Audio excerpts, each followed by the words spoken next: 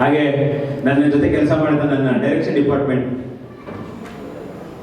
ನಿರ್ದೇಶಕನ ಜೊತೆ ಯಾವಾಗಲೂ ಬೆನ್ನೆಲ್ ಬಂದಿಲ್ಲ. ಎಲ್ಲೋದ್ರು ಊಟಕ್ಕೆ ಹೋದ್ರ ಒಬ್ರು ಕಾಣಿಸಿಲ್ಲ. ಓಕೆ, ಆ ಡೈರೆಕ್ಟರ್ ಸರ್ ಎಲ್ಲರಿಗೂ ಟೆಕ್ನಿಷಿಯನ್ಸ್ಗೆ ಎಲ್ಲರಿಗೂ ಕೂಡ ಥ್ಯಾಂಕ್ಸ್ ಹೇಳ್ತೀನಿ. ಓಕೆ, ಸಿನಿಮಾಗೆ ಬಂದ್ಬಿಡೋಣ. ಸಿನಿಮಾ ಜುಲೈ 19 ಬರ್ತಾ ಇದೆ. ನಾಟ್ ಔಟ್ ಅನ್ನೋ ಹೆಸರು ನಾನು ಇಡೋದಕ್ಕೆ ಫಸ್ಟ್ ನಾನು ಶುರು ಮಾಡಿದ್ದು ಈ ಕತೆ ಬರೆಯೋದಕ್ಕೆ ಲಾಕ್ಡೌನಲ್ಲಿ. ಫಸ್ಟ್ ಲಾಕ್ಡೌನ್ ಆದಾಗ ಮನೇಲಿ ಒಬ್ಬನೇ ಕೂತಿದ್ದಾಗ ಚಿಕ್ಕ ಕಥೆಗಳು ಬರೆಯೋಕ್ಕೆ ಶುರು ಮಾಡಿದೆ. ಲಾಕ್ಡೌನ್ ಸ್ಟೋರಿ ಅಂತ ಲಾಕ್ಡೌನ್ ಕಥೆಗಳು ಅಂತ ಬರೆಯೋದಕ್ಕೆ ಶುರು ಮಾಡಿದೆ. ಅದು ಇನ್ಸ್ಟಾಗ್ರಾಮ್ದಲ್ಲಿ ನಾನು ಹಾಕೋದಕ್ಕೆ ಶುರು ಮಾಡಿದೆ. ಆ ಟೈಮಲ್ಲಿ ಈ ಒಂದು ಲೈನು ನನಗೆ ತಲೆಗೆ ಬಂತು. ಆ ಲೈನ್ ಹಂಗೆ ಡೆವಲಪ್ ಮಾಡಿದ್ಮೇಲೆ ಹಾಗೆ ನನ್ನ ಇನ್ನೊಂದು ಸಿನಿಮಾ ರಿಲೀಸ್ ಆಗೋದಿದೆ, ಕಾಲಾಂತಕ ಅನ್ನೋ ಒಂದು ಸಿನಿಮಾ, ಅದು ರೆಡಿ ಇದೆ. ಆ ಸಿನಿಮಾನ ನಮ್ಮ ಕುಮಾರ್ ಸರ್ ಅವರು ಡೀಟೇಲ್ಸ್ ಅಲ್ಲಿ ನೋಡಿದ್ರು. ಓಕೆ, ಅವರ ಸ್ನೇಹಿತರ ನಿರ್ಮಾಪಕರು ಅವರು ಆ ಸಿನಿಮಾ ನೋಡಿದಾದ್ಮೇಲೆ ಕರೆದ್ರು, ಇಲ್ಲ ಒಂದು ಸಿನಿಮಾ ಮಾಡಬೇಕು ಅಂತ.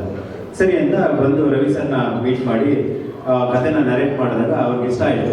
ಒಂದು ಕತೆ ಚೆನ್ನಾಗಿದೆ, ಲೈನ್ ಚೆನ್ನಾಗಿದೆ, ಶುರು ಮಾಡು ಅಂತ ಇಮಿಡಿಯೇಟ್ ಆಗಿ ಈ ಒಂದು ಕಥೆನ ಸ್ಕ್ರೀನ್ ಪ್ಲೇ ಶುರು ಮಾಡಿದ್ರು. ಸ್ಕ್ರೀನ್ ಪ್ಲೇ ಬರಿಬೇಕಾದ್ರೆ ನನಗೆ ಈ ನಾಟ್ ಔಟ್ ಅನ್ನೋ ಟೈಟ್ಲ್ ಯಾಕೆ ಇಟ್ಟಿದ್ದು ಅಂತಂದ್ರೆ ಕತೆಗೆ ಅಷ್ಟು ಪೂರಕವಾಗಿತ್ತು. ಮತ್ತೆ ಸಿನಿಮಾ ಟೈಟಲ್ ಯಾವಾಗಲೂ ಕೂಡ ಕಮರ್ಷಿಯಲ್ ಆಗಿರಬೇಕು, ಆಡಿಯನ್ಸ್ಗೆ ಈಸಿಯಾಗಿ ಕನೆಕ್ಟ್ ಆಗಬೇಕು, ಮತ್ತೆ ಹೇಳೋದಕ್ಕೆ ಸುಲಭ ಇರಬೇಕು.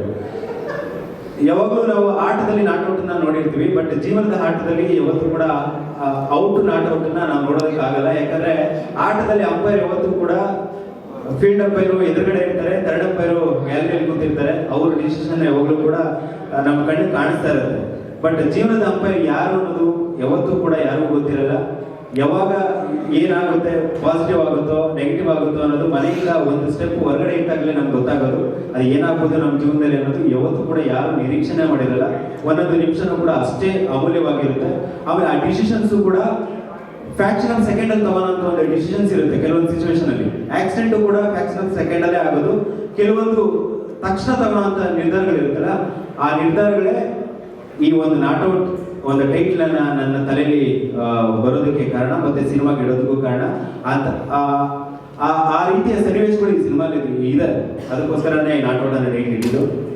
ಸಿನಿಮಾದ ಹೋಲ್ ಜರ್ನಿ ಅಂದ್ರೆ ಶೂಟಿಂಗ್ ಸ್ಟಾರ್ಟ್ ಆದ್ಮೇಲೆ ನನ್ನ ಹೋಲ್ ಜರ್ನಿಯಲ್ಲಿ ಮೊದಲಿಗೆ ಈ ಸಿನಿಮಾಗೆ ಒಂದು ಪ್ರಮುಖ ಪಾತ್ರ ಬೇಕಿತ್ತು. ಅದಕ್ಕೆ ರವಿ ಸರ್ಗೆ ಫಸ್ಟ್ ಹೇಳಿದೆ ನಾನು, ಸರ್ ಈ ಕ್ಯಾರೆಕ್ಟರ್ಗೆ ಒಂದು ಒಳ್ಳೆ ಕ್ಯಾರೆಕ್ಟರ್ ಬೇಕು ಸರ್. ಯಾಕಂದ್ರೆ ರವಿಶಂಕರ್ ಸರ್ಗೆ ಮಾಡಿರೋ ಕ್ಯಾರೆಕ್ಟರ್ ಫಸ್ಟ್ ರಿಷಬ್ ಶೆಟ್ಟಿ ಸರ್ಗೆ ಮಾಡಬೇಕಿತ್ತು. ರಿಷಬ್ ಶೆಟ್ಟಿ ಸರ್ಗೆ ರವಿ ಸರ್ಗೆ ತುಂಬಾ ಕ್ಲೋಸ್ ಇದ್ರು. ಅದಕ್ಕೆ ರವಿ ಸರ್ಗೆ ಹೇಳಿದೆ, ಇಲ್ಲ ಅವ್ರ ಅಪ್ರೋಚ್ ಮಾಡಿ ಸರ್ ಅಂತ. ಸರಿ ಅಂತ ರವಿ ಸರ್ ರಿಷಬ್ ಶೆಟ್ಟಿ ಸರ್ಗೆ ಫೋನ್ ಮಾಡಿದ್ರು, ಮಾಡಿ ಮಾತಾಡಿದ್ರು. ಅವರು ಕಾಂತಾರ ಸಿನಿಮಾ ಶೂಟಿಂಗ್ ಅಲ್ಲಿದ್ರು. ಶೂಟಿಂಗ್ ಏನು ಫೈನಲ್ ಸ್ಟೇಜ್ ಅಲ್ಲಿ ಇದ್ರು. ಇಲ್ಲ ಒಂದು ಸ್ವಲ್ಪ ಶೆಡ್ಯೂಲ್ ಕಷ್ಟ ಆಗ್ಬೋದು ಹಾಗೆ ಅಂತ. ಆಮೇಲೆ ಆಪ್ಷನ್ಸ್ ಬರ್ತಾ ರವಿಶಂಕರ್ ಸರ್ ಫೈನಲ್ ಆ ಒಂದು ಕ್ಯಾರೆಕ್ಟರ್ ಮಾಡಬೇಕು ಅಂತ ಡಿಸೈಡ್ ಆಗಿದ್ರು. ಅದಾದ್ಮೇಲೆ ನಮ್ಮ ಹೀರೋ ಸರ್ ಅವ್ರನ್ನ ಇಂಟ್ರೊಡ್ಯೂಸ್ ಮಾಡಿದ್ದು ಒಂದು ಕ್ಯಾರೆಕ್ಟರ್ ಆಗಿನೇ. ಅಂದ್ರೆ ನನ್ನ ಮಗ ಅಂತ ಅವರು ಫಸ್ಟ್ ಚೇಂಬರ್ ಅಲ್ಲಿ ಇವತ್ತು ನನಗೆ ಪರಿಚಯ ಮಾಡಿಸ್ಲಿಲ್ಲ. ಈ ಹುಡುಗ ಇದ್ದಾನೆ, ಈ ಹುಡುಗನ ಒಂದು ಸಿನಿಮಾ ಮಾಡಬೇಕು ಅಂತ. ಆಮೇಲೆ ಎಲ್ಲ ನರೇಷನ್ ಎಲ್ಲ ಆದ್ಮೇಲೆ ಮಾತಾಡಿದ್ಮೇಲೆ ಕುಮಾರಣ್ಣ ಹೊರಗಡೆ ಬಂದಾದ್ಮೇಲೆ ಅವ್ರ ಮಗನೇ ರೀ ಅವರು ಅಂತ. ಓ ಹೌದಾ ಅಂತ ನಾನು ಹೀರೋ ಇಬ್ರು ಕೂತು ಆ ಸಿನಿಮಾ ಬಗ್ಗೆ, ಕತೆ ಬಗ್ಗೆ ಎಲ್ಲ ಡಿಸ್ಕಷನ್ ಮಾಡಿ ಫೈನಲಿ ಅವ್ರ ಬಗ್ಗೆ ತಿಳಿದಾಗ ಗೊತ್ತಾಯ್ತು ಈ ಒಂದು ಕತೆಗೆ ಆಕ್ಚುಲಿ ಶೂಟ್ ಆಗ್ತಾರೆ ಅಂತ. ಏನಕ್ಕೆ ಅಂದ್ರೆ ನಾನು ಆಂಬುಲೆನ್ಸ್ ಡ್ರೈವರ್ ಕ್ಯಾರೆಕ್ಟರ್ನ ಏನ್ ಬರ್ದಿದ್ನೋ ಅಲ್ಲಿ ಯಾವುದೇ ರೀತಿಯಲ್ಲೂ ಹೀರೋಯಿಸಮ್ ಇಲ್ಲ, ಸ್ಟಾರ್ ಕ್ಯಾಸ್ಟ್ ಬೇಕಿಲ್ಲ. ಒಬ್ಬ ದೊಡ್ಡ ಸ್ಟಾರ್ನ ತಗೊಂಡು ಆ ಒಂದು ಕ್ಯಾರೆಕ್ಟರ್ಗೆ ಫಿಟ್ ಮಾಡೋ ಅವಶ್ಯಕತೆ ನನಗೆ ಬೇಕಿದ್ದಿಲ್ಲ. ಯಾಕಂದ್ರೆ ಕತೆ ಅಷ್ಟು ಡಿಮ್ಯಾಂಡ್ ಮಾಡ್ತಾ ಇತ್ತು. ಒಂದು ಸಿಂಪಲ್ ಕ್ಯಾರೆಕ್ಟರು, ಅದು ಐಟು ಪರ್ಸನಾಲಿಟಿ ಅಥವಾ ಏನು ಬೇಕಿಲ್ಲ ನನಗೆ. ಒಂದು ಒಳ್ಳೆ ಆರ್ಟಿಸ್ಟ್ ಬೇಕಿತ್ತು. ಆ ಆರ್ಟಿಸ್ಟ್ ಅವರಲ್ಲಿ ಇತ್ತು. ಯಾಕಂದ್ರೆ ಅವ್ರ ಹಿಂದಿನ ಸಿನಿಮಾ ಅಲ್ಲಿ ಆಲ್ರೆಡಿ ಆಕ್ಟಿಂಗ್ ಮಾಡಿದ್ರು, ಮತ್ತೆ ಕೆನಡಾಲಿ ಒಂದು ಆಕ್ಟಿಂಗ್ ಕೋರ್ಸ್ನ ಮುಗಿಸ್ಕೊಂಡಿದ್ದು ಅನುಭವ ಇತ್ತು. ಆ ಅನುಭವದ ಮೇಲೆ ಅವ್ರ ಜೊತೆ ಮಾತಾಡ್ಬೇಕಾದ್ರೆ ಒಬ್ಬ ನಿರ್ದೇಶಕನಿಗೆ ಗೊತ್ತಾಗುತ್ತೆ ಇವರು ಈ ನನ್ನ ಕ್ಯಾರೆಕ್ಟರ್ಗೆ ಶೂಟ್ ಆಗ್ತಾರೆ ಅಂತ. ನಾನು ಆಗ್ಲೇ ಓಕೆ ಮಾಡಿದೆ. ಅದಾದ್ಮೇಲೆ ಉಳಿದ ಪಾತ್ರವರ್ಗ ಬಂತು. ನನ್ನ ಒಂದು ಚಿಕ್ಕ ರೂಮಲ್ಲಿ ಸ್ಟೋರಿ ರೀಡಿಂಗ್ ಕೇಳೋದಕ್ಕೆ ಸುದಿ ಅವರು ಬಂದರು. ಅವ್ರ ಗೆಟಪ್ ನೋಡಿದ ತಕ್ಷಣ, ಯಾಕಂದ್ರೆ ನಾನು ಫಿಸಿಕಲಿ ಯಾವತ್ತೂ ಮೀಟ್ ಮಾಡಿದ್ದಿಲ್ಲ. ಮಾಮೂಲಿ ಟ್ರೋಲ್ಗಳೆಲ್ಲ ಡೈಲಾಗ್ಗಳು ಹೊಡಿತಾ ಇರ್ತಾರೆ ಸಿಕ್ಕಾಬಿಟ್ಟೆ. ಓಕೆ, ಆ ಡೈಲಾಗ್ಗಳು ಟ್ರೋಲ್ಗಳು ಆಗ್ತಾ ಇರ್ತಾರೆ. ಆ ಟೈಮಲ್ಲಿ ಮೀಟ್ ಮಾಡಿದ್ದೆ. ಯಶ್ ಶೆಟ್ಟಿ ಹೇಳಿದ್ರು, ಇಲ್ಲ ಸ್ನೇಕ್ ಸೀನನೇ ಅಂತ ಬರುತ್ತೆ. ನಮ್ಮ ಸುದಿ ಬಂದು ಮೀಟ್ ಮಾಡಿದ್ದು ನರೇಶನ್ ಕೊಟ್ಟೆ. ಅವರು ಫಸ್ಟ್ ಬಂದಿದ್ದು ಬಿಲ್ಡಪ್, ಯಾಕಂದ್ರೆ ಟಗರು ಇಟ್ಟಾಗ್ಬಿಟ್ಟಿತ್ತು, ಮತ್ತೆ ಈ ಕಡೆ ಸಲಗ ಇಟ್ಟಾಗ್ಬಿಟ್ಟಿತ್ತು. ಸಾವಿತ್ರಿ ಪಾತ್ರ ಬಂದು ಕಾರ್ ಇಳಿಸಿ ಡೈರೆಕ್ಟರ್ ಓಕೆ ಫುಲ್ ಬಿಲ್ಡಪ್ ಅಲ್ಲಿ ಬಂದು ಏನು ಕತೆ, ಯಾಕಂದರೆ ಸುಮಾರು ಜನ ಕತೆ ರೆಡಿ ಕೊಡ್ತಾ ಇರ್ತಾರೆ. ನಾನು ಅಷ್ಟೇ ಸರ್, ನಾನು ಒಂದು ಸ್ವಲ್ಪ ವೈದ್ಯರೇ ಸರ್ ಈ ಥರ ಅಂದ್ಬಿಟ್ಟು ಎಲ್ಲ ಡೈರೆಕ್ಷನ್ ಕೊಟ್ಟಾದ್ಮೇಲೆ ಸರ್ ನಾನು ಮಾಡ್ತೀನಿ ಸರ್, ಇದು ಓಕೆ ಡೇಟ್ಸ್ ಸರ್ ಪರವಾಗಿಲ್ಲ ಸರ್, ಡೇಟ್ ಬಿಡಿಸ್ಕೊಬರ್ತೀನಿ. ಏನಕ್ಕೆ ಇವರು ಅಂದರೆ ಫಸ್ಟ್ ನನಗೆ ಅನಿಸಿದ್ದು ಡೇಟ್ ಸಿಗಲ್ಲ, ಅಡ್ಜಸ್ಟ್ ಮಾಡ್ಕೋಬೇಕಾಗುತ್ತೆ ಅನ್ನೋ ಒಂದು ಇಂಡೈರೆಕ್ಟ್ ಆಗಿ ನಮ್ಮ ಟೀಮಲ್ಲಿ ಹೇಳಿದ್ರು. ಅಂದರೆ ತುಂಬ ಬ್ಯುಸಿ ಇದ್ದಾರೆ ಅಂತ. ಕತೆ ಕೇಳಿದ ತಕ್ಷಣ ಇಲ್ಲ ನೀವು ಮಾಡಿ ಅಂತ ಒಂದು ಹೋಪ್ ಕೊಡ್ತಲ್ಲ, ಆಮೇಲೆ ಗೊತ್ತಾಯ್ತು. ಯಾಕಂದರೆ ಸಿನಿಮಾಲಿ ಮೇನ್ ಕ್ಯಾರೆಕ್ಟರ್ ಅನ್ನೋದು ಅವ್ರ ತಲೆಯಲ್ಲೂ ಉಳಿತು ರೆಡಿ ಕೊಡೋದಲ್ಲೇ. ಓಕೆ, ಹೀರೋ ಎಷ್ಟು ಪ್ರಮುಖವಾಗಿದೆಯೋ ಈ ಪಾತ್ರ ಹೀರೋಗೆ, ಹಾಗೆಯೇ ಸುದೀವ್ರಿಗೂ ಕೂಡ ಅಷ್ಟೇ ಪ್ರಮುಖವಾಗಿದೆ. ಅವ್ರು ಯಾವಾಗಲೂ ಹೇಳ್ತಾ ಇರ್ತಾರೆ ಇಂಟ್ರ್ಯೂಗಳಲ್ಲಿ, ಸರ್ ನಮ್ಮನ್ನೆಲ್ಲ ಬಳಸ್ಕೊಬಿಟ್ರು ಸರ್, ಎಲ್ಲ ಸಿನಿಮಾಲ್ಲೂ ಯಾರು ಹೀರೋ ಜೊತೆನೋ ಇಲ್ಲ ವಿಲನ್ ಜೊತೆನೋ ಸುಮ್ಮನೆ ಕ್ಯಾರೆಕ್ಟರ್ ಹಾಕ್ಬಿಟ್ಟು ಬಳಸ್ಕೊಬಿಡ್ತಾರೆ ಅಂತ. ಅದಕ್ಕೆ ನಾನು ಲಾಸ್ಟ್ ಟೈಮ್ ಹೇಳಿದೆ, ದೇವರಾಣೆ ನಾನು ಯಾರನ್ನು ಕೂಡ ಯಾವ ಸಿನಿಮಾಲ್ಲೂ ಕೂಡ ಬಳಸ್ಕೊಳ್ಳಲ್ಲ, ದುಡ್ಸ್ಕೊತೀನಿ ಅಂತ. ಯಾಕಂದ್ರೆ ದುಡ್ಡು ಕೊಡ್ತೀನಿ, ದುಡ್ಸ್ಕೊತೀನಿ ಅಂತ. ದುಡ್ಸ್ಕೊಂಡಿದ್ದೀನಿ ಹೆಂಗೆ ಅಂತಂದ್ರೆ ಆ ಪಾತ್ರನೂ ಅವ್ರಿಗೆ ಸ್ಯಾಟಿಸ್ಫ್ಯಾಕ್ಷನ್ ಆಗಬೇಕು, ಅವ್ರಿಗೆ ಪೇಮೆಂಟು ಕೂಡ ಅಷ್ಟೇ. ಪ್ರೊಡಕ್ಷನ್ಸ್ ನಾನು ಮಾಡಿದ್ರೆ, ಅಂದರೆ ನಾನು ಡೈರೆಕ್ಷನ್ ಮಾಡಬೇಕಾದ್ರೆ ನನ್ನ ಪ್ರೊಡಕ್ಷನ್ ಹೌಸಲ್ಲಿ ಯಾವ ಆರ್ಟಿಸ್ಟ್ಗಳು ಕೂಡ ಯಾವುದೇ ರೀತಿಯಲ್ಲಿ ಪ್ರಾಬ್ಲಮ್ಸ್ ಆಗಬಾರ್ದು. ನಾನು ಫಸ್ಟ್ ಪ್ರೊಡಕ್ಷನ್ ಹೌಸ್ಗೆ ಹೇಳೋದೇ ಅದನ್ನು. ಒಂದು ಫೈನಾನ್ಷಿಯಲ್ ವಿಚಾರ ಆಗಿರ್ಬೋದು ಅಥವಾ ಯಾವುದೇ ವಿಚಾರ ಆಗಿರ್ಬೋದು, ಸಿನಿಮಾ ಕ್ಲೀನಾಗಿ ಮುಗಿಬೇಕು ಅಂತ ನನಗೆ 30 ದಿನ ಟೈಮ್ ಕೊಟ್ಟಿದ್ರು. 32 ಡೇಸ್ ನಾನು ಟೈಮ್ ಕೊಟ್ಟಿದ್ದು, ಇದೇ ಬಜೆಟಲ್ಲಿ ಮಾಡಬೇಕು ಅಂತಿದ್ದು. ಆ ಬಜೆಟಲ್ಲಿ ಅದು ಪ್ಲಾನಿಂಗ್ ಆಗಿ ಅವ್ರ ಡೇಟ್ಸು ಕೂಡ ಅಷ್ಟೇ ಫಿಕ್ಸ್ ಮಾಡಿದ್ದು, ಅದೇ ಬಜೆಟಲ್ಲಿ ಮಾಡಿದ್ರು. ಅದು ಅವರು ಒಂದು ಪಾತ್ರ. ಅದಕ್ಕೆ ಹೀರೋಯಿನು ನಾನು ಎಲ್ಲ ಪಾತ್ರಗಳ ಬಗ್ಗೆ ಹೇಳಕ್ ಹೋದ್ರೆ ಸಿಕ್ಕಾಪಟ್ಟೆ ಲೆಂತ್ ಆಗ್ಬಿಡುತ್ತೆ. ಯಾಕಂದ್ರೆ ಇನ್ನು 15 ದಿನ ಸಿನಿಮಾ ಇದೆ. 15 ದಿನ ಸಿನಿಮಾ ಇರೋದ್ರಿಂದ ಖಂಡಿತವಾಗ್ಲೂ ಆ ಪಾತ್ರಗಳೆಲ್ಲವೂ ನಾನು ಏನು ಹೇಳಕ್ ಹೋಗ್ತಾ ಇದ್ದೀನೋ ಎಲ್ಲ ಪಾತ್ರಗಳು ಕೂಡ ಅಲ್ಲಿ ಸಿಕ್ಬಿಡುತ್ತೆ. ಇದಾದ್ಮೇಲೆ ಸಿನಿಮಾ ಟೋಟಲಿ ಒಂದು ಡಾರ್ಕ್ ಹ್ಯೂಮರ್ ಸಿನಿಮಾ, ಒಂದು ಒಳ್ಳೆ ಅಟೆಂಪ್ಟ್ ಮಾಡಿದ್ದೀನಿ ಅನ್ನೋ ಒಂದು ಕಾನ್ಫಿಡೆನ್ಸ್ ಇದೆ ಇಡೀ ಸಿನಿಮಾಲಿ. ನನ್ನ ಸಿನಿಮಾದ ಟ್ರೈಲರ್ ಲಾಂಚ್ಗೆ ಸುಮಾರು ಜನ ಸ್ಟಾರ್ಗಳನ್ನ ಟ್ರೈ ಮಾಡಿದ್ರು ನಮ್ಮ ಹೀರೋ. ಯಾಕಂದ್ರೆ ಒಂದು 15 ದಿನ ಯಾರ್ಯಾರೋ ಕಾಂಟ್ಯಾಕ್ಟ್ ಮಾಡಿ, ನಾನು ಯಾವ ಸ್ಟಾರ್ ಹೆಸರು ಹೇಳ್ತಾ ಇಲ್ಲ, ಸುಮಾರು ಜನ ಸ್ಟಾರ್ಗಳಿಗೆ ಕಾಂಟ್ಯಾಕ್ಟ್ ಮಾಡೋದಕ್ಕೆ ಟ್ರೈ ಮಾಡಿದ್ರು. ಇವತ್ತು ನಾಳೆ ಮೀಟಿಂಗ್ ಕೂಡ ಸಿಗಲಿಲ್ಲ, ಒಬ್ಬ ಮ್ಯಾನೇಜರ್ ಕಾಂಟ್ಯಾಕ್ಟು ಸಿಗಲಿಲ್ಲ, ಸಿಕ್ಕಿದವರು ಕೂಡ ರೆಸ್ಪಾನ್ಸು ಮಾಡಲಿಲ್ಲ. ಓಕೆ, ಒಂದು ಕಾಲಲ್ಲಿ ಈ ನನ್ನ ನಾಟ್ ಔಟ್ ಸಿನಿಮಾದ ಟ್ರೈಲರ್ ಲಾಂಚ್ನ ಮಾಡಿಕೊಟ್ಟಂತ ನನ್ನ ನಿರ್ದೇಶಕರು ಸುನಿ ಸರ್. ಆ್ಯಕ್ಚುಲಿ ಅವ್ರಿಗೆ ಅಭಾರಿ. ಯಾಕಂದರೆ ಒಬ್ಬ ನಿರ್ದೇಶಕನ ಒಂದು ಜವಾಬ್ದಾರಿ, ಒಬ್ಬ ನಿರ್ದೇಶಕನ ಕಷ್ಟ ಒಬ್ಬ ನಿರ್ದೇಶಕರಿಗೆ ಮಾತ್ರ ಗೊತ್ತಿರುತ್ತೆ. ಒಂದು ಸಿನಿಮಾನ ಎಷ್ಟು ಜವಾಬ್ದಾರಿಯಿಂದ ನಾವು ಕಟ್ಟಿರ್ತೀವಿ, ಆ ಕನಸುಗಳು ಎಷ್ಟಿರುತ್ತೆ, ಎಷ್ಟು ದಿನ ಅವರ ಶ್ರಮ ಇರುತ್ತೆ, ಅವೆಲ್ಲವೂ ಕೂಡ ಆ ನಿರ್ದೇಶಕರಿಗೆ ಗೊತ್ತಿರುತ್ತೆ. ಆ ನಿರ್ದೇಶಕರಿಗೆ ನಾನು ಒಂದು ಕಾಲ್ ಮಾಡಿದೆ, ಹೀರೋ ಮಾತಾಡಿದ್ರು, ಆಮೇಲೆ ನಾನು ಮಾಡಿದೆ, ಸರ್ ನಂದೇ ಸಿನಿಮಾ, ಅಂಬರೀಷ್ ನಿಂದ ಸಿನಿಮಾ ಬರ್ತೀನಿ ಅಂತ.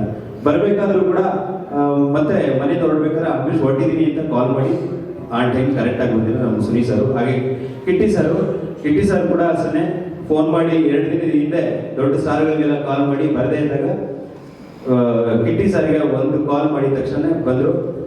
ಕಂಟೆಂಟ್ ಸಿನಿಮಾಗೆ ನಾನು ಹೇಗೆ ನನ್ನ ಸಿನಿಮಾ ಮಾಡಬೇಕಾದ್ರೆ ಸ್ಟಾರ್ಗಳನ್ನ ನೋಡಲ್ವೋ, ನನ್ನ ಸಿನಿಮಾ ಟ್ರೈಲರ್ ರಿಲೀಸ್ಗೂ ಕೂಡ ನಾನು ಸ್ಟಾರ್ಗಳನ್ನ ಯಾರು ನಾನು ಕರೆದಿಲ್ಲ ಸರ್. ನಾನು ವೈಯಕ್ತಿಕವಾಗಿ ಯಾವತ್ತೂ ನಾನು ಸ್ಟಾರ್ಗೆ ರೀಡಿಂಗ್ ಕೊಡೋಕೆ ಹೋಗಿಲ್ಲ, ಇರೋವರೆಗೂ ನಾನು ಸ್ಟಾರ್ಗಳನ್ನ ಇನ್ವೈಟು ಮಾಡಿಲ್ಲ ಸರ್. ಓಕೆ, ನಾನು ಪರ್ಸನಲ್ ಇದು ಸಿನಿಮಾದ ಒಂದು ಇದು. ಹಾಗೆ ಈಗ ವಿತರಣೆಗೆ ಒಂದು ಪ್ರಮುಖವಾದ ಒಂದು ವಿಚಾರ ಮೀಡಿಯಾಗೆ ನಾನು ಇಲ್ಲಿ ಈ ಸ್ಟೇಜ್ ಮೇಲೆ ಹೇಳಲೇಬೇಕು. ಮುರಳಿ ಸರ್ ವಿತರಕರು, ಓಕೆ, ಒಂದು ವಿಶೇಷವಾದ ಒಂದು ಪ್ರಯತ್ನವನ್ನು ಮಾಡ್ತಾ ಇದೀವಿ. ಏನಂದ್ರೆ ಒಂದು ಕೆಲವು ಚಿತ್ರಮಂದಿರಗಳು ಮಾತ್ರ, ಒಂದು ಮುಖ್ಯವಾದ ಒಂದು ಚಿತ್ರಮಂದಿರಗಳಲ್ಲಿ ಇದು ಫಸ್ಟ್ ಅಟೆಂಪ್ಟ್. ಓಲ್ಡ್ ಸಿನಿಮಾದಲ್ಲಿ ನನಗೆ ಗೊತ್ತಿರೋ ಹಾಗೆ ನಾನು ಎಲ್ಲರೂ 4-5 ಜನ ಜೊತೆ ಮಾತಾಡಿದಾಗ ಇದು ಫಸ್ಟ್ ಟೈಮ್ ಅಂತ ಹೇಳಿದ್ರು. ಒಂದು ಮುಖ್ಯವಾದ ಕೆಲವು ಚಿತ್ರಮಂದಿರಗಳಲ್ಲಿ first half free sir. First half ಆಡಿಯನ್ಸ್ಗೆ ಫ್ರೀ, ಸೆಕೆಂಡ್ ಹಾಫ್ ಸಿನಿಮಾ ನೋಡ್ಬೇಕಾ ಟಿಕೆಟ್ ತಗೋಬೇಕು. ಫಸ್ಟ್ ಹಾಫ್ ಯಾಕಂದ್ರೆ ಸುಮಾರು ಜನ ಟೆಂಪ್ಟ್ ಮಾಡಿದ್ದಾರೆ, ಇಲ್ಲ ಫಸ್ಟ್ ಹಾಫ್ ಆನ್ಲೈನ್ ರಿಲೀಸ್ ಮಾಡ್ಬಿಡ್ತೀವಿ, ಇಲ್ಲ ಡೈರೆಕ್ಟ್ ಆಗಿ OTT ಬಿಟ್ಬಿಡ್ತೀವಿ ಫಸ್ಟ್ ಹಾಫ್, ಸೆಕೆಂಡ್ ಹಾಫ್ ನೋಡಿ ಅಂತ ಸುಮಾರು ರೀತಿಯಲ್ಲೆಲ್ಲ ಮಾಡಿದ್ದಾರೆ. ನಾನು ಥಿಯೇಟರ್ಲ್ಲೇ ಹೇಳ್ತಾ ಇದ್ದೀನಿ, ಕೆಲವು ಚಿತ್ರಮಂದಿರಗಳಲ್ಲಿ ಫಸ್ಟ್ ಹಾಫ್ ಫ್ರೀ. ನೀವು ಸೆಕೆಂಡ್ ಹಾಫ್ ನೋಡ್ಬೇಕಾ, ಫಸ್ಟ್ ಹಾಫ್ ಇಂಟ್ರೆಸ್ಟ್ ಅನಿಸ್ತಾ, ಇಂಟರ್ವಲ್ ಅಲ್ಲಿ ನಿಮ್ಗೆ ಇಂಟ್ರೆಸ್ಟ್ ಅನಿಸ್ತಾ, ಸೆಕೆಂಡ್ ಹಾಫ್ ಟಿಕೆಟ್ ತಗೊಳ್ಳಿ. ಸೆಕೆಂಡ್ ಹಾಫ್ ಸಿನಿಮಾ ನೋಡ್ಬೇಕು ಅಂದ್ರೆ ಸೆಕೆಂಡ್ ಹಾಫ್ ನೀವು ಇಂಟರ್ವಲ್ ಟಿಕೆಟ್ ತಗೋಬೇಕು. ಈ ಒಂದು ಫಸ್ಟ್ ಅಟೆಂಪ್ಟ್ ಮಾಡ್ತಾ ಇದೀವಿ. ಈ ಇಂಡಸ್ಟ್ರಿಯಲ್ಲಿ ಸುಮಾರು ಜನ ಹತ್ರ ಮಾತಾಡಿದ ಮೇಲೆ ಅದಕ್ಕೆ ಏನ್ ಬೇಕೋ ಅದೆಲ್ಲ ವ್ಯವಸ್ಥೆ ಕೂಡ ನಾವು ಮಾತಾಡ್ತಾ ಇದೀವಿ, ಆಗ್ತಾ ಇದೆ. ಖಂಡಿತವಾಗ್ಲೂ ಇದನ್ನ ಎಕ್ಸ್ಪೆಕ್ಟ್ ಮಾಡ್ತೀವಿ. ಏನಕ್ಕೆ ಅಂದ್ರೆ ಎಷ್ಟೋ ಜನ ಸಿನಿಮಾಗೆ ಬಂದು ಫಸ್ಟ್ ಹಾಫ್ ಅಲ್ಲಿ ಹೇಳ್ಬಿಡ್ತಾರೆ, ಇಲ್ಲ ಬೋರ್ ಆಯ್ತು, ಓಕೆ ಫಸ್ಟ್ ಹಾಫ್ ಬೋರ್ ಗುರು ಎದ್ದು ಬಂದ್ಬಿಟ್ಟೆ, ನಾನು ದುಡ್ಡು ವೇಸ್ಟ್ ಆಗಿತ್ತು, ಓಕೆ ಇಂಟ್ರೆಸ್ಟ್ ಇಲ್ಲ, ಹೀಗೆಲ್ಲ ಹೇಳ್ತಾರೆ. ನಾನೇ ಹೇಳ್ತಿದ್ದೀನಲ್ಲ, ಫಸ್ಟ್ ಹಾಫ್ ಆಯ್ತು ಬನ್ನಿ ಫ್ರೀಯಾಗಿ ಕೊಡ್ತೀನಿ. ಫಸ್ಟ್ ಹಾಫ್ ಇಂಟ್ರೆಸ್ಟ್ ಆಗಿಲ್ವಾ, ನೀವು ಟಿಕೆಟೇ ಬೇಡ ವಾಪಸ್ ಹೋಗಿ, ಅದೇ ಹೋಗ್ಬೋದು, ಮನೆಗೆ ಹೋಗ್ಬೋದು. ಸೆಕೆಂಡ್ ಹಾಫ್ ನೋಡ್ಬೇಕಾ ಟಿಕೆಟ್ ತಗೊಳ್ಳಿ. ನಿಮ್ಗೆ ಇಂಟರ್ವಲ್ ಇಂಟ್ರೆಸ್ಟ್ ಇದೆ ಅನ್ಸಿದ್ರೆ, ಸೆಕೆಂಡ್ ಹಾಫ್ ಇಂಟ್ರೆಸ್ಟ್ ಇದೆ ಅಂದ್ರೆ ಕಂಟಿನ್ಯೂ ಮಾಡಿ, ದುಡ್ಡು ಕೊಟ್ಬಿಟ್ಟು ನೋಡಿ ಸಿನಿಮಾ. ಈ ಒಂದು ಪ್ಲಾನಿಂಗ್ ನಮ್ದು ಈ ಸಿನಿಮಾಗೆ 19ನೇ ತಾರೀಕು ಪ್ಲಾನ್ ಮಾಡ್ತಾ ಇದೀವಿ. ಇದೊಂದು ಇಲ್ಲ ಖಂಡಿತವಾಗಲು ಯಾವಾಗಲೂ ಇರುತ್ತೆ. ಈಗ ರಿಲೀಸ್ ಮಾಡ್ತಾ ಥಿಯೇಟರ್ಗಳು ಕೆಲವು, ನಾನು ಇನ್ನೊಂದು ಹೇಳ್ತಿದ್ದೀನಿ, ನನ್ನ ವಿತರಕರು ಇದ್ರ ಬಗ್ಗೆ ಕೆಲವು ಥಿಯೇಟರ್ ಮಾಲೀಕರ ಜೊತೆ ಚರ್ಚೆ ಆದಾಗ ಪಿ ವಿ ಆರ್ ಅಥವಾ ಕೆಲವೊಂದು ಮಲ್ಟಿಪ್ಲೆಕ್ಸ್ ಸಿನಿಮಾಗಳು ಅಂದ್ರೆ ಡಿಸ್ಕಷನ್ ನಡೀತಾ ಇದೆ, ಅವರು ಇನ್ನೂ ಆಕ್ಸೆಪ್ಟ್ ಮಾಡೋದಕ್ಕೆ ಅಂದ್ರೆ ಈ ದೊಡ್ಡ ಪ್ರೋಸೆಸ್ ಇದೆ ಅಂತ. ಬಟ್ ಸಿಂಗಲ್ ಸ್ಕ್ರೀನ್ಸ್ ಓಕೆ ಆಗಿದೆ, ಅಂದ್ರೆ ಅದ್ರದ್ದು ಪ್ರೋಸೆಸ್ ನಡೀತಾ ಇದೆ. ಸಿಂಗಲ್ ಸ್ಕ್ರೀನ್ಸ್ ಅಂತೂ ಆಗಲ್ಲ. ನಾವು ಈಗ ರಿಲೀಸ್ ಆಗ್ತಿರೋ ಥಿಯೇಟರ್ಗಳು ಅಂದಾಜು ಒಂದು 70 ಎಬೋ ಇದೆ, ಬಟ್ ಇನ್ನು ಫೈನಲ್ ಆಗ್ತಾ ಇದೆ. ಇದು ಪ್ರೋಸೆಸ್ ನಡೀತಾ ಇದೆ. ಈ ಒಂದು ಅಟೆಂಪ್ಟ್ ಯಾಕೆ ಮಾಡ್ತಿದ್ವಿ ಅಂದ್ರೆ ಕನ್ನಡ ಸಿನಿಮಾಗೆ ಜನ ಬರ್ತಾ ಇಲ್ಲ, ಪ್ರೇಕ್ಷಕರು ಬರ್ತಾ ಇಲ್ಲ ಅಂದ್ರೆ ಕೊಡ್ತಾ ಇದೀನಿ ಅಲ್ವಾ. ಈಗ ಸಿನಿಮಾ ಚೆನ್ನಾಗಿದ್ರೆ ತಾನೇ ಬರಬೇಕು.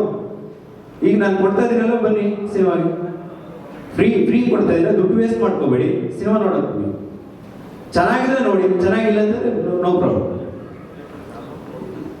ಇದಕ್ಕೂ ಕೂಡ ನಾನು ವಿತರಕರ ಹತ್ರ ಹೇಳಿದೆ, ಚೇಂಬರ್ ಅಲ್ಲೂ ಮಾತಾಡಿ, ಯಾರು ಪರ್ಮಿಷನ್ ಕೊಡ್ತಾ ಇಲ್ವೋ ಅಥವಾ ಮಾಲೀಕರು ಯಾರು ಹೋಗ್ತಾ ಇಲ್ವೋ ಇದಕ್ಕೆ ಕೇಳಕ್ ಹೇಳಿ. ಯಾಕಂದ್ರೆ ಕನ್ನಡ ಸಿನಿಮಾಗಳು ಓಡ್ತಾ ಇಲ್ಲ ಅಂತ ಸ್ಟ್ರೈಕ್ ಮಾಡೋ ಬದಲು, ಬಂದ್ ಮಾಡೋ ಬದಲು, 2 ತಿಂಗಳು 3 ತಿಂಗಳು ಕ್ಲೋಸ್ ಮಾಡೋ ಬದಲು ಈ ತರದ ಒಂದು ಏನೋ ಒಂದು ಅಟೆಂಪ್ಟ್ ಒಂದು ಈಗ ಚೇಂಬರ್ ಸಪೋರ್ಟ್ ಮಾಡಬಹುದಲ್ವಾ.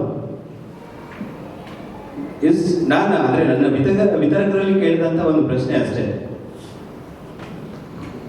ಈ ಒಂದು ಅಟೆಂಪ್ಟ್ ಮಾಡ್ಬೋದಲ್ವಾ ಅನ್ನೋದು ನನ್ನ ಒಂದು ಭಾವನೆ. ಮತ್ತೆ ಇದ್ರ ಜೊತೆ ಇನ್ನೂ ಒಂದು 2-3 ಬೇರೆ ತರದ ಪ್ಲಾನಿಂಗ್ಸ್ ಇತ್ತು. ಬಟ್ ಈ ಸಿನಿಮಾಗೆ ಇಷ್ಟು ಸಾಕು ಅಂತ, ಯಾಕಂದ್ರೆ ತುಂಬಾ ಏನಂತೀವಿ, ಈ ಬಡ್ಡಿಂಗ್ ಡೈರೆಕ್ಟರ್ಸ್ ತುಂಬಾ ಏನಾದ್ರು ಎಕ್ಸ್ಪೆರಿಮೆಂಟ್ ಅಥವಾ ಬೇರೆ ರೀತಿ ಒಂದು ಟ್ರೈ ಮಾಡ್ತಿದೀವಿ ಅಂತಂದ್ರೆ ಮುಂದೆ ಸಿನಿಮಾಗಳು ಮಾಡೋದು ಕಷ್ಟ ಆಗ್ಬಿಡುತ್ತೆ, ಯಾಕಂದ್ರೆ ಬೇರೆ ತರ ಬೋರ್ಡ್ರೆ ಆಗ್ಬಿಡುತ್ತೆ. ಒಂದು ಪ್ರಯತ್ನ ಇದು ಮಾಡ್ತಿದೀವಿ. ಯಾಕಂದ್ರೆ ನನ್ನ ಲಾಸ್ಟ್ ಸಿನಿಮಾಗೆ ಯಾವ್ದು ಹೋಪ್ ಸಿನಿಮಾಗೆ ಎಲ್ಲರೂ ನೋಡಿರ್ಬೇಕು, ನಾನು OTT ರಿಲೀಸ್ ಆದ್ಮೇಲೆ ಒಳ್ಳೆ ರಿವ್ಯೂಸ್ ಬಂತು, ಬಟ್ ಥಿಯೇಟರ್ ಅಲ್ಲಿ ಬರಲಿಲ್ಲ. ತಾರಾ ಮೇಡಮ್ ಫೋನ್ ಮಾಡಿ, ವೇಣು ಸರ್ ಮತ್ತೆ ತಾರಾ ಮೇಡಮ್ ಫೋನ್ ಮಾಡಿ 1 hour ನನ್ನ ಜೊತೆ ಮಾತಾಡಿದ್ರು. ಇದು ನನಗಿಂತ ಪಾತ್ರಗಳು ನಾವು ಮಾಡಬೇಕಾದ್ರೆ ಸಿಗ್ಲೇ ಇಲ್ವಲ್ಲೋ ಈ ಒಂದು ಪಾತ್ರ ಅಂತ. ಯಾಕಂದ್ರೆ ಸಿನಿಮಾ ಥಿಯೇಟ್ರಿಂದ ಹೊರಗಡೆ ಹೋದ್ಮೇಲೆ ನಾವು ಸಿನಿಮಾ ಬಗ್ಗೆ ಮಾತಾಡಿದ್ರೆ ಏನ್ ಬರುತ್ತೆ, ಥಿಯೇಟರ್ ಇದ್ದಾಗ ಮಾತಾಡಬೇಕು. ಅದಕ್ಕೋಸ್ಕರನೇ ಈ ಒಂದು ಅಟೆಂಪ್ಟ್ ಮಾಡಬೇಕು ಅಂತ ಡಿಸಿಷನ್ ತಗೊಂಡಿದ್ವಿ. ಆಸ್ ಎ ಡೈರೆಕ್ಟರ್ ಒಂದು ಟ್ರೈ ಮಾಡ್ತಾ ಇದೀವಿ ಸರ್. ಡ್ಯೂರೇಷನ್ 2 hours ಇದೆ.